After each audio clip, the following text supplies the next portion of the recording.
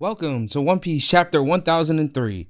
The title for this chapter is The Night Reflected on a Go Board. I ain't gonna hold you up because we need to talk about this chapter. Finally, we are about to see the hybrid form of Kaido. After so long, I know, right? Stick around to the end when I talk about Kaido. Let's not downplay all the other shit that happens this chapter though. Oh, hell no. As always, let's start off with the cover page of this week. Cover art this week is a scorpion confessing his love to Reiju with a cactus flower. Can't even blame the scorpion's attempt. It's almost Valentine's Day, and my man is trying to shoot a shot with Reiju in smoke. He's hoping to get some of that action she did to Luffy. Like, come on, man. First step, Mr. Scorpion, just poison yourself real bad, somehow, and there goes your kiss. If she's feeling generous, that is. So, good luck, my man. Alright, last week, we all know this chapter ended with more footage of Kaido getting his ass beat. A gum Kong Gatling by Luffy. So my man Luffy still got them hands at the start of this chapter and is laying down the work on Kaido. Everything's going so well for this until, well, Luffy's time in Gear 4th has run out, unfortunately, and is exhausted out with his inability to use Haki for 10 minutes. Fuck! So close. So close. If only he had another minute. Before Kaido could have done anything more, Luffy would have probably done some fatal damage to Kaido. Respect to you, Luffy. You come far as fuck for sure. Holding your own against Kaido, I can only imagine if Luffy knew about Ryo during the time skip training. He did good learning. It could have done wonders in Wano. Like, oh my god. With a whole 2 years too? Sheesh. Now that Luffy is down, Zoro gotta pick him up. He gotta pick up his captain and protect him for 10 minutes. Basically the same situation that occurred in Dressrosa. Big Mom is an opportunist and quickly decides, screw it, motherly fire to Zoro and Luffy, trying to take Luffy out. I can at least respect that she's actually trying to take out Luffy now that he's done, you know, instead of some bullshit, wait till he's a bit powered again. I always hated that in any series. Like, why wait and make it harder for yourself when your opponent is like, either really exhausted or just almost defeated? Which, in this case, Luffy is, like, really exhausted, obviously. Killer and Kid want to go on offense now that Kaido is down. I just honestly want to see my boy Killer land one more attack, at least. Fingers crossed for that. And then it's always nice to see Big Mom taking damage. Law comes in with a foot and counter shock. It looks like Zeus is underneath this, just taking in whatever shock is there too, with Big Mom taking all the damage. So, that's great. How great is it that we're in a time in One Piece where we actually see not one, but two Yonkos that are actually taking damage from our favorite characters? We're no longer in a time where we say, oh no, this person's still too weak for any Yonko and has a long way to go. And regardless, I know this is a team battle, but still, you know, you gotta respect for what they're doing. You gotta have respect for it. And I know for sure that was me still saying that even at the beginning of Wano arc. It honestly makes me wonder that if everybody that's in Wano somehow gets a bounty increase after the arc, what's it gonna be? Not that I'm trying to say strength overall is what determines a bounty, but goddamn, if fighting two Yonkos and their crews isn't enough to skyrocket that shit, then I don't know what is. Okay, Kaido, you're now level 99. Yes, Dragon Twister. I had to say that. It was too perfect with Kaido Pokemon meme still going on. And if I'm not wrong, I think Dragon Twister is an actual Pokemon move. Or maybe it's just Twister. Seriously though, Kaido uses a move called Dragon Twister as Kid tries to charge at him, and the move just looks devastating with a couple of twisters surrounding the area. Zoro gets stumped for a moment with Dragon Twister since he's carrying Luffy and gets tossed in the air, and once again, another week, another chance, Kaido takes at eating Luffy.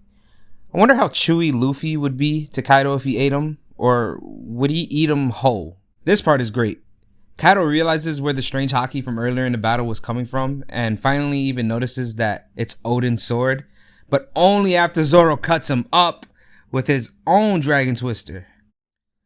Big Mom is also in the background like, oh my god, he actually cut Kaido? Like, yes, Big Mom. Why are you so shocked at this point? You've seen everything that's been going on in this battle already, and even told Kaido to dodge after realizing the great power of Enma. By the way, for the people that was watching my video last week that immediately put dodge Kaido for the 4-star for Dragon Ball and everything, that was great. I didn't even think about it that chapter. I don't know how I didn't think about it. Okay, so Kaido decides to use his wind scythes again as an attack, and honestly, I'm starting to think this is his favorite attack at this point. Originally, you would have thought it was the Boro Breath, but I can see why you would go with this. Maybe it was really effective to any other battle Kaido had up until now, when he did have to fight Sirius. The battle on the roof is so insane that debris keeps raining down, so shit might collapse before we know it. And man, oh man, what head do we see after that? Orochi's cut off head is just lying there. After all this time, I've been saying I have to see a head, and there it is. Along with that, some dialogue from CP0. Okay, so I completely forgot Orochi was working with CP0 and even invited them to the feast. Oh, maybe they're the reason we see bounty increase. After observing some things, that's about the only connection I can see right now, considering Wano is isolated as fuck, and that's the closest we're getting to the world government inside Wano. Also, I know we see Orochi's decapitated head, but I'm still not taking the bait that he's dead. No way that's it for Orochi. Don't get me wrong, I think it's satisfying if it was his last words to get killed by the man he thought he would have been protected by. But no, he doesn't have that specific devil fruit for no reason. Like, come on. Like, we're all thinking this. Orochi coming back, though, I wouldn't mind. Like, we could get Momo really getting his kill in Wano by taking out Orochi. Would you be mad by this? I wouldn't. After all the shit that Orochi's been putting Momo and everyone else through, I think Momo deserves to get the kill on Orochi. If he's still alive, that is. We know he's alive. Oda, we know. So back to CP0. They basically talk about how this battle was inevitable after Doflamingo defeat. And again, we hear this talk that the world is about to undergo a shift.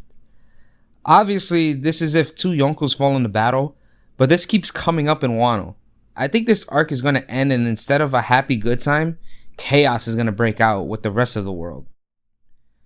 I mean, it kind of already is with disbanding the warlords, a situation with Alabasta that we have no clue what is happening there. Sabo has problems apparently. CP0 plotting and scheming though. They say a couple more things and end it off with how the confrontation is developing. But the final thing we get is, please continue to do your utmost to take each other out, my dear pirates. Is CP0 planning to capture a couple of important pirates when this battle is done? And everyone is hurt and almost unable to move, so is that the case? I mean, I'm sure by the time this battle is over, we're going to be having people that are hurt and almost unable to move.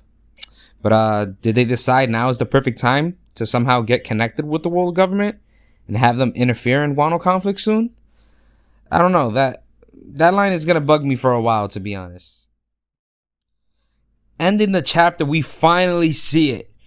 Well, we do and we don't. It's almost like seeing Ino and Neku's Sulong form when we had the silhouette of them to end the chapter before we actually get to see it. And that's what's happening here with Kaido. But it's finally coming.